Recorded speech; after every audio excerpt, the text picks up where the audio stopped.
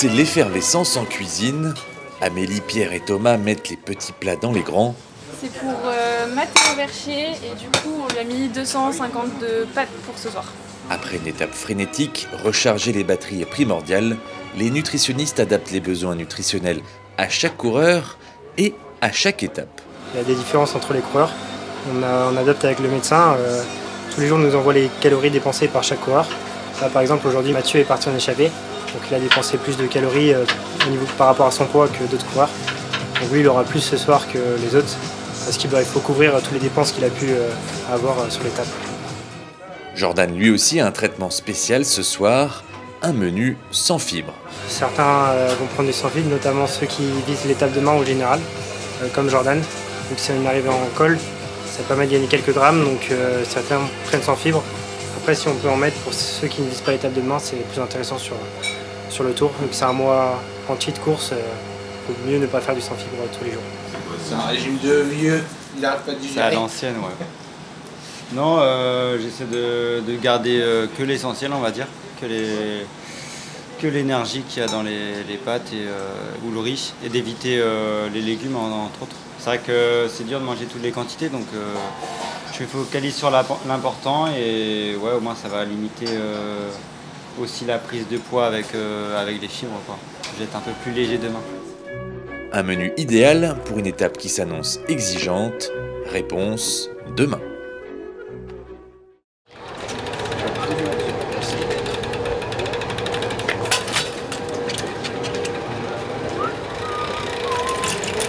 La montagne, ça vous gagne, comme le disait le slogan. Aujourd'hui, les coureurs vont pouvoir le constater avec un col hors catégorie et une arrivée au sommet. Eh ben, comme hier, full attaque au début et puis une échappée, ça va partir par grappe. Et puis pourquoi pas une échappée qui est jusqu'au bout. Ça dépend des coureurs qu'il y a devant, bien sûr. Mais j'espère qu'on va pouvoir être devant avec une bonne carte pour arriver au sommet. Un coureur comme Steph, ça serait super. Donc, en tout cas, on va tout faire comme hier. Il faut faire la même course, mais en projetant Steph devant et ça serait super. Pour Jordan, 14e au général ce matin, cette première étape de montagne va faire office de test. Exactement, c'est la première étape montagneuse. C'est vraiment de la haute montagne avec un col première catégorie et un col hors catégorie à l'arrivée.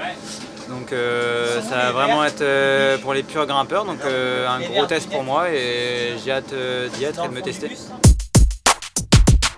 Il y a un invité aujourd'hui dans le bus, Yannick Bestaven, vainqueur entre autres du Vendée Globe en 2020-2021. La voile, c'est un sport qui a beaucoup de similitudes avec le vélo. Moi je fais de la course en solitaire mais j'ai 15 personnes derrière qui m'aident à performer, à préparer le bateau et même pendant la course. Donc il y a beaucoup de similitudes et beaucoup de la gestion des émotions, le stress d'avant-départ, comment se libérer de tout ça pour être au meilleur, quoi. Donc c'était intéressant à écouter, à voir la préparation d'étape.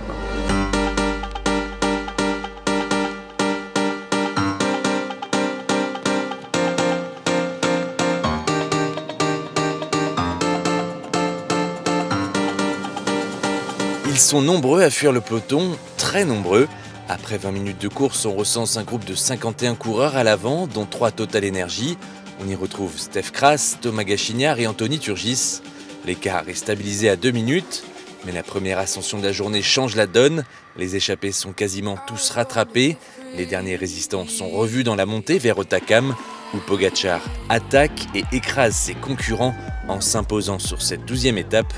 Le premier de l'équipe, c'est Jordan Jegat qui termine 19e et Steph Kras est 21e.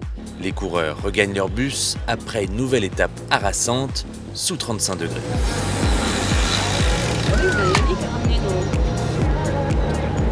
Content que ce soit fini. Gentil.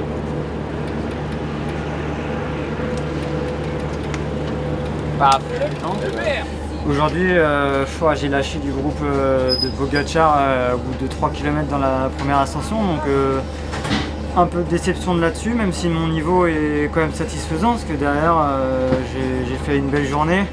Je suis retombé sur Steph dans la dernière montée qui m'a tracté toute la montée, donc c'est aussi une belle journée collective.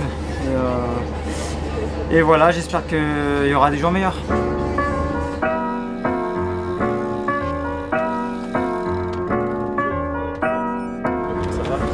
Bon, petite journée au bureau, hein. Tranquille, il est beau, avec les copains. Ça roulait bien dans les roues. Ça roulait vite. Fatigué. La prochaine étape, c'est un contre-la-montre individuel de 10 km et 650 mètres de dénivelé positif. Un exercice qui va encore creuser les écarts au classement général. C'est le boss qui me ramène.